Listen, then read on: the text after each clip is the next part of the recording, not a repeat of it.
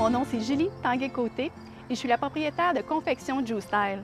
Je vous amène dans mon monde de couleurs, donc les plantes teintoriales. Je me spécialise dans la transformation de la matière, le feutrage, la teinture, la production aussi. Donc, je vous invite dans ma plate-bande.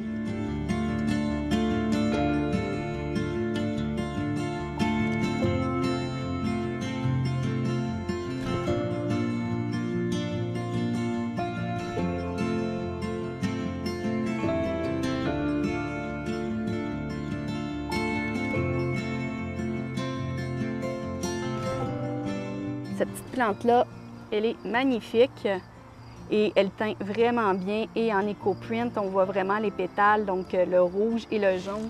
Et Coreopsis normal, qui est un peu le cousin du Coreopsis des teinturiers, qui teint jaune, tout simplement. OK. Ouais.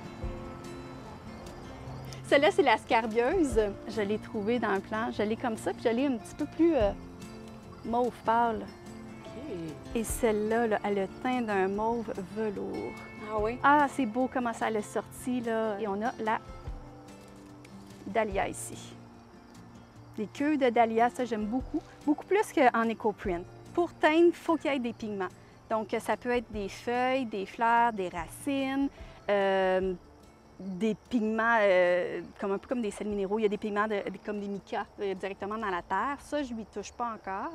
Moi, je me concentre sur ce que je peux m'approvisionner moi-même. Je suis vraiment dans une approche d'autosuffisance. J'utilise ce que je peux faire pousser ou ce que je peux avoir proche de moi. Puis j'ai tellement de savoir aussi, des techniques que j'ai été chercher, puis j'aime être avec les gens. Je me dis, attends un peu, il y a quelque chose aussi à faire avec ça. Donc, c'est pour ça que j'ai dérivé vers les cours.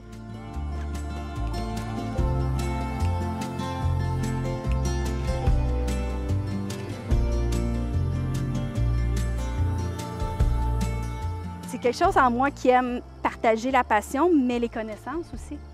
Parce que si on n'en parle pas, on va les perdre. OK. Puis même moi, j'ai de la difficulté à trouver de l'information. Et en français.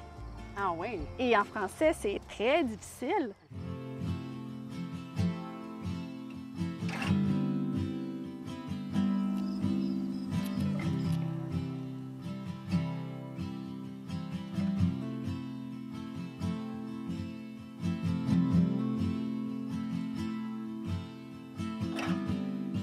Donc ça, c'est l'indigo. Elle commence déjà, quand l'oxyde, à devenir bleu, mais c'est vraiment avec une fermentation. Avec ça, je peux faire des petits tests, mais c'est pas assez pour faire une production. Donc, je l'achète d'une place parce que j'ai confiance en le processus, qui n'a pas été de produits chimiques et tout. Mais c'est toujours intéressant d'avoir comme feuille.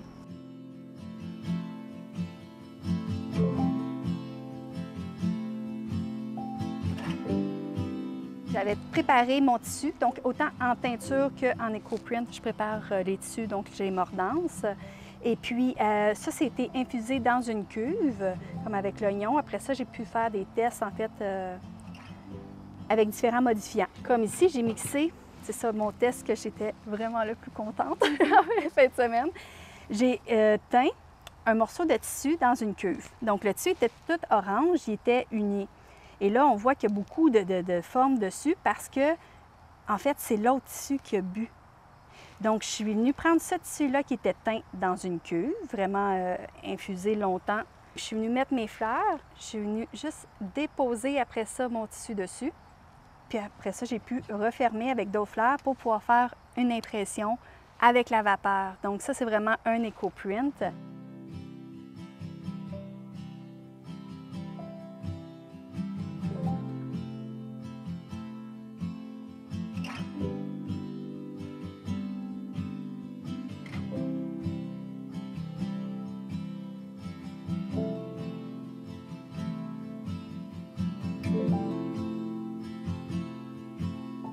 Il y a une belle diversité sur le petit terrain du Nord, puis c'est facile d'accès. Encore là, on fait une récolte équitable, donc on en laisse. J'ai entendu récemment quelqu'un qui disait il y a la règle des tiers, un tiers pour la nature pour se générer, un tiers pour les animaux, puis un tiers pour ta consommation. On ne va jamais au-delà de ça. Okay. Et moi, je dis encore plus, on mesure ce qu'on a de besoin, puis on va chercher juste ce qu'on a de besoin.